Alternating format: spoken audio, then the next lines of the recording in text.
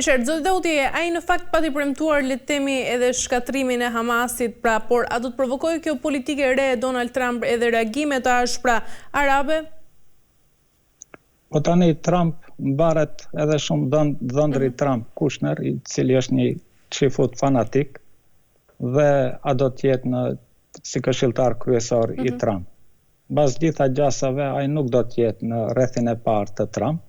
për shkak se nuk kishte deri në fund lojal ndaj Trumpit. Kur filluan akuzën ndaj Trump, dhëndri i tij Kushner u tërhoq nga politika dhe filloi me biznes për shkak se frigohej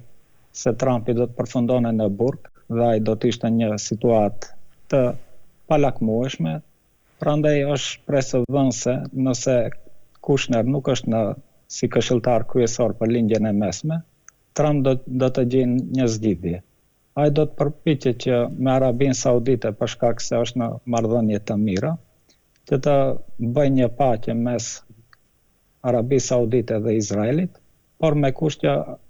Arabia Saudite, e cila e kërkon, që të njihet shteti i Palestinës. Pak ka mundësi që marrëveshja ibrahimike, e cila filloi gjatë periudhës së Trump dhe që rezultoi me njohje në shumë shteteve arabe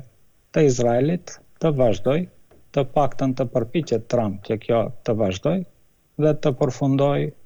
me shpalljen e shtetit të Palestinës.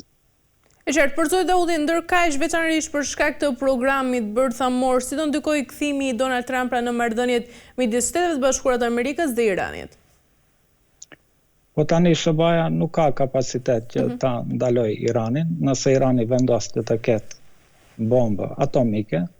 ata provuan herën e parë që nëpërmjet sanksioneve ta dëmtojnë ekonominë e Iranit, mirëpo Irani stoikisht ju qëndroi të gjithë sanksioneve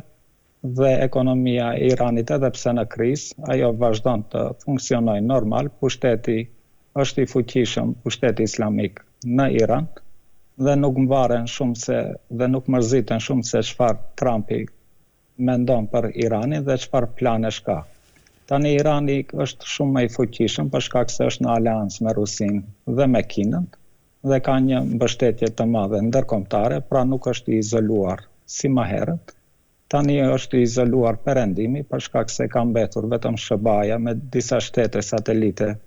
që i kanë në Evropë. Dhe nuk ka kapacitete Trumpi që ta kërcënoj Iranin dhe nëse përpiqet që ta bombardoj